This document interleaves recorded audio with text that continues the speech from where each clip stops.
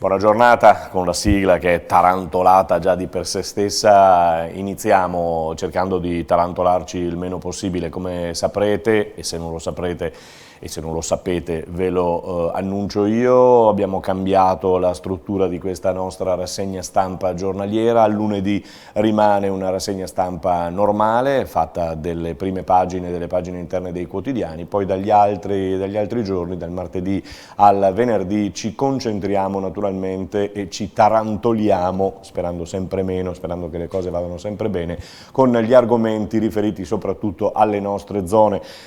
Quando dico nostre zone di competenza, non è in trasmissione per quanto concerne www.venetoglobe.com, la nostra web tv che si vede un po' in tutto il mondo naturalmente perché l'internet permette questo, ma la nostra zona di competenza risulta essere Conegliano Vittorio Veneto, quartier del Piave, e qui ci concentreremo naturalmente con notizie, se saranno eclatanti, anche dalla provincia di Treviso. La prima pagina o le prime pagine dei nostri quotidiani le andiamo subito a scoprire insieme velocemente, poi ci concentriamo sull'argomento del giorno. Il Gazzettino, prima pagina, apre con i primi riquadri. Treviso, dopo la rapina in lacrime dal giudice, dice è stata una bravata, forse doveva pensarci un po' prima. Paolo Colagrande, la nostra lotta all'imperfezione che ci accompagna, se ne parla a pagina 21, e poi il Pordenone, buona la prima perché ha vinto la prima gara contro il Frosinone di Nesta e può cominciare il grande sogno, vedremo come continuerà appunto il campionato del Pordenone. Ostacolo Di Maio sulla trattativa, il PD dice sì a Conte ma boccia la richiesta del capo del Movimento 5 Stelle di fare il numero 2 del governo. Caos nei 5 Stelle, slitta il voto online, oggi le consultazioni finali e domani dovrebbe esserci l'incarico. La Lega con Giorgetti, i rosso-gialli per noi è un investimento, cambia il colore, questa mattina molte radio nazionali così ironizzavano sui colori che adesso sono quelli giallo-rossi, sono quelli di Roma in pratica, della Roma. Film, stelle e polemiche, la foto per l'apertura oggi della mostra di Venezia, la madrina arriva al lido di Alessandra Mastronardi, sarà lei la madrina appunto dell'edizione 2019 della Mostra del Cinema di Venezia. Violentò una quindicenne a Jesolo, condanna con sconto 3 anni. L'accusa aveva chiesto il doppio per il giovane senegalese. Poi dalla Regione Veneto in questo riquadro parla Zaia sulle case Ater, caccia ai 3.000 furbetti che non hanno mai presentato l'ISEE. I quasi 3.000 inadempienti potrebbero essere anziani che non erano in grado di compilare i moduli, ha detto il governatore Luca Zaia, ma ora capiremo se invece erano solo dei furbetti. Le ultime due notizie sono 2 riquadri che ci portano poi alle pagine interne. Il primo parla del caso Zamperoni, l'ultima immagine dello chef, vi ricordate, sapete, no? Questa notizia, lo chef del Cipriani di New York che è stato trovato morto in una camera di un motel, è stata arrestata una ragazza, una donna, una prostituta, alle 4:58 le telecamere di sicurezza dell'ostello Camway Lodge di New York filmano Andrea Zamperoni, capocuoco del Cipriani Dolci, mentre entra con la 41enne prostituta Angelina Barina. E questa l'ultima immagine dello chef assassinato. Ieri i giudici hanno negato la scarcerazione alla donna accusata dell'omicidio. Olimpiadi, qui si parla di Milano Cortina, una fondazione che gestirà i Giochi 2026, ma sono cose che si sapevano già, insomma, però viene ufficializzata oggi questa fondazione che gestirà. La fondazione è stata preferita ad una SPA, una società per azioni, ma con l'occasione sono stati anche fissati i requisiti del manager olimpico che sarà scelto nell'arco di un mesetto. Lasciamo il Gazzettino e passiamo sulla Tribuna di Treviso. Vedete, prima pagina con la foto di Di Maio, leggermente preoccupato, mi pare, strappi e veti, a rischio l'intesa tra il PD e il Movimento 5 Stelle, vedremo come andrà a finire quest'oggi. Tanta tattica e Di Maio alza il prezzo, se ne occupa Panarari a pagina 4, e poi federalismo, torna all'attacco Zaia, autonomia con 23 materie, e qui il problema si allarga a pagina 5 della Tribuna di oggi. I primari chiedono di dimettersi, questo vedete è il titolo proprio in prima pagina d'apertura della Tribuna. Troppo stress e responsabilità di gestione, nella Marca sono scoperti 24 primariati, a settembre ci sarà un vertice con i capi reparto. Il delitto di Vittorio Veneto, c'è una nuova perizia, Vai fu inseguito dalle 2 donne e poi soffocato, gli straordinari pagati in nero, non c'è la prova e viene tolta la condanna, poi questa foto parla di bordello e burlesque senza limiti, nessuna limitazione, nessun divieto per i minori di assistere alla rappresentazione di un bordello e di uno spettacolo di burlesque. Lo afferma in una nota il comune, del comune di Treviso mi pare, ma le polemiche e le critiche si stanno sprecando in queste ore. C'è la Cassazione sul caso Doimo, gli straordinari pagati in nero, non c'è prova e la condanna viene tolta.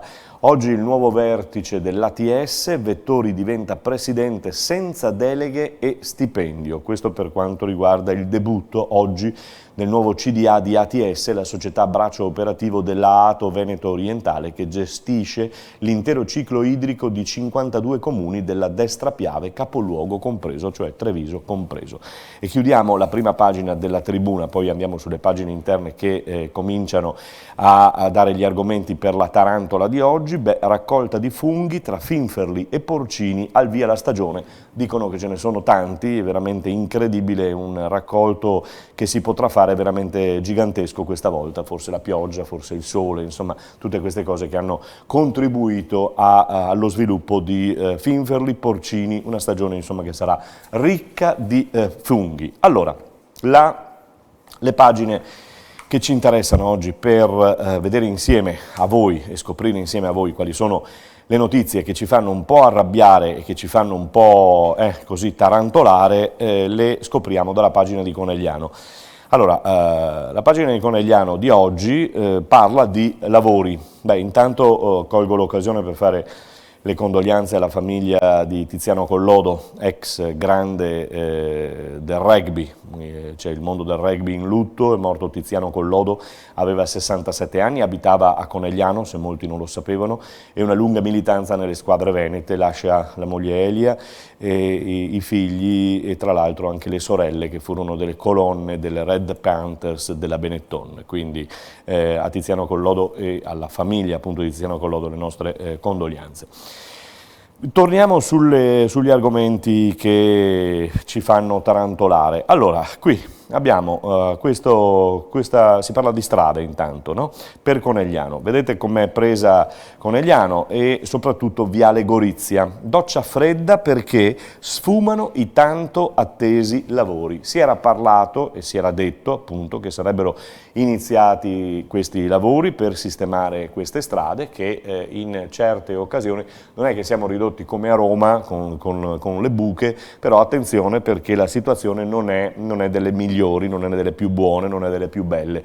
In questa foto che il Gazzettino pubblica questa mattina, possiamo vederla, eccola qui, ci sono questi rattoppi fatti a più riprese sul manto stradale, poi addirittura da questa parte un tronco lasciato lì tagliato ma troppo vicino al bordo strada. Andiamo a leggere che cosa scrive Giampiero Maset questa mattina sul Gazzettino per quanto concerne questa doccia fredda, insomma, perché sfumano i tanto attesi lavori. Si è scoperto che si dovrà attendere, e non si sa ancora fino a quando, per la sistemazione di Viale Gorizia. Gli abitanti di Viale Gorizia non saranno felici. Una strada centrale, importante, in una zona residenziale di pregio, ma quasi del tutto senza marciapiedi, che partendo da via Diaz continua con via Benedetto Croce, quando inizia la salita che porta alla collina di Costa a nord del castello e per un lungo tratto pianeggiante che confina con la riva sinistra del torrente Ruio, anche se sarebbe pronto un progetto da 480.000 euro per i lavori necessari. Topan, che è il vice sindaco, lo vediamo qui nel riquadro, aspetta sposto io, eccolo, Topan, sono arrivati, dice, contributi statali per mettere in sicurezza alcune scuole, ma coprono il 70%. Noi dobbiamo dobbiamo coprire il restante 30% e non è poco, dice Toppanni, insomma, perché va a dire qualche cosa, insomma, a chi protestava perché i lavori vengono rinviati ulteriormente. L'amministrazione parla di volontà che esiste e che non è venuta meno, ha detto Toppanna ancora, ma abbiamo altre priorità come la messa in sicurezza di alcune scuole e su questo non si transige, insomma non si discute. Sta di fatto che Viale Gorizia, che è una strada piuttosto importante, piuttosto centrale per quanto riguarda la nostra città, Conegliano per l'appunto, era fiancheggiata tra l'altro da 2 filari di pini marittimi piantati nel lontano 1922, che furono tutti abbattuti nell'agosto del 2016 e non so se vi ricordate le polemiche che si scaturirono dopo il taglio di questi alberi, perché molti non avrebbero voluto che fossero tagliati. Tra l'altro vennero tagliati dopo che un terribile fortunale ne aveva fatto cadere alcuni ed altri erano diventati pericolosi, insomma, e a rischio caduta, quindi in quel caso la cosa era stata anche giusta, insomma si dovevano prendere dei provvedimenti e questo era il provvedimento più importante. Il progetto per Viale Gorizia comunque prevederebbe la realizzazione di percorsi pedonali e la sistemazione della carreggiata, il posizionamento di un guardrail in acciaio e legno lungo la sponda sinistra del Ruio con la rimozione dell'attuale staccionata ed il completo rifacimento del manto stradale, bonificando così le zone deteriorate dalla presenza delle radici dei pini marittimi. Ecco, questo in toto il problema di oggi, diciamo, no? Uno dei problemi di oggi legati alle strade, perché la nostra tarantola poi ci porta a parlare di un'altra strada, di un'altra incompiuta a Conegliano. Io la chiamo veramente un'incompiuta. Andiamo sul quotidiano, sempre sul Gazzettino, con questo articolo di Luca Anzanello, mi pare, sì, parla del cantiere di via Vespucci, quindi dal cantiere di Viale Gorizia andiamo al cantiere di via Vespucci, no? Il cantiere di via Vespucci invade via 21 aprile e fa chiudere il sottopasso ferroviario. Dopo aver preso possesso di 467 precisamente metri quadrati nell'area gestita dal Metro Park nelle immediate vicinanze della stazione ferroviaria. Tutto questo perché il cantiere sbarca anche sulla sede stradale normalmente utilizzata dai veicoli, quindi non è che vada molto bene. Ieri c'è stata l'apposita segnaletica che è stata installata già all'esterno della stazione dei treni per indicare che una volta imboccata via 21 aprile non si poteva proseguire per il sottopasso di via Verdi, la cui chiusura, prevista da un'ordinanza che risale alla scorsa primavera, farà cambiare le abitudini a molti conducenti di veicoli e pedoni. Il tunnel è stato chiuso al traffico perché il progetto di via Vespucci comporta anche la parziale demolizione dello stesso per consentire il passaggio della nuova arteria. L'allestimento del cantiere dovrebbe completarsi entro il fine settimana. Il cantiere vero e proprio dovrebbe poi partire lunedì per concludersi nelle prime settimane del 2020. Sempre ieri l'avvio dell'allestimento del cantiere ha comportato la rimozione delle prime rastrelliere da via 21 aprile, molto utilizzate da chi lascia lì la bicicletta, nonostante i numerosi furti o danneggiamenti appunto di bici avvenuti in quel tratto. Allora, io dico, giustissimo, perché giustissimo bisogna fare questi lavori, ma auguriamoci che finalmente si portino a compimento i lavori su via Vespucci, perché ci avevano sempre detto, e ci avevano detto le amministrazioni anche precedenti, che via Vespucci sarebbe stata una via in grado di alleggerire il traffico, di alleggerire la circolazione, di dare nuova viabilità alla nostra città. Sì, tutto bene, però vorremmo vederla questa strada che è, e continuo a dirlo, una cosa aperta e mai chiusa ancora, quindi una cattedrale nel deserto, e di cattedrali nel deserto Conegliano ne ha viste parecchio in questi anni. Anche la tribuna, andiamo sull'immagine della tribuna, grazie, eccola qui, anche la tribuna si concentra su questo argomento, perché è chiaro che questo diventerà l'argomento un po' principe di questa fine estate, no? Personale del comune e dell'impresa CEV all'opera, chiuso il transito sotto la ferrovia, il cantiere apre lunedì. E posso testimoniarvi, non lo so se siete di Conegliano, se chi ascolta insomma, ha capito qual è la strada, qual è il sottopasso, ma è un sottopasso che collega, riesce a collegare, riesce a liberare un po' di traffico da sempre, quindi chiuderlo in questo periodo diventa problematico veramente. Ripeto, necessario, perché necessario, molto necessario, soprattutto se finalmente via Vespucci, chiamiamola come doveva essere chiamata, via Vespucci, finalmente potrà vedere la luce e potrà dare respiro alla cittadina di Conegliano e al traffico della città di Conegliano. Diego Bortolotto scrive sulla tribuna di oggi che il 2020 sarà l'anno in cui salperà via Vespucci, gioca con il verbo Vespucci e salpare, no?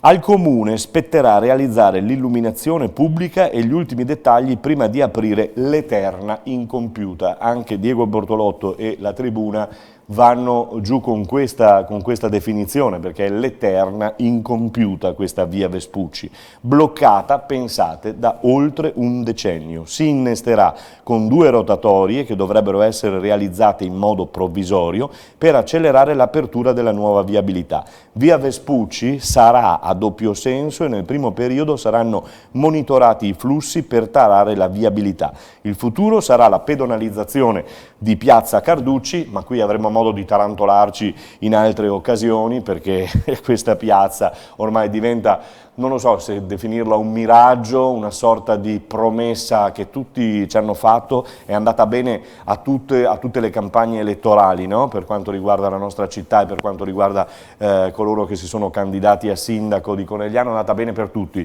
perché faremo la piazza, faremo questa prima piazza in città, chiuderemo via Carducci, vedrete cosa faremo, cosa non faremo. Sta di fatto che ritorniamo su via Vespucci, 10 anni, signori, e qualcosa anche in più, che aspettiamo quell'apertura, questa apertura di questa strada che potrebbe risolvere veramente, ce l'avevano detto dai tempi, da 10 anni a questa parte, poteva risolvere la viabilità, le strade, il traffico di Conegliano, di questa nostra cittadina che molte volte ti trovi ingarbugliato e intasato nel traffico proprio per il fatto che non è che ci siano tante macchine, sì ce ne sono, ma ci sono poche strade a Conegliano, l'abbiamo sempre saputo, sempre detto, e quindi da 10 anni aspettiamo via Vespucci. Speriamo sia la volta giusta, come diceva Diego Bortolotto sulla tribuna di oggi, insomma il 2020, è qui vicino, dietro l'angolo, dovrebbe essere l'anno giusto. Bene, questa è la tarantola di oggi, che abbiamo visto andare su e giù, piuttosto arrabbiata, piuttosto contrariata. Chiudo la nostra veloce rassegna stampa tarantolata con la Gazzetta dello Sport, i titoli. Allora, guardiamo però prima i titoli al locale dello sport, scusatemi, perché ieri sera c'è stata la presentazione, ve ne parliamo anche noi, la presentazione del Calcio Treviso.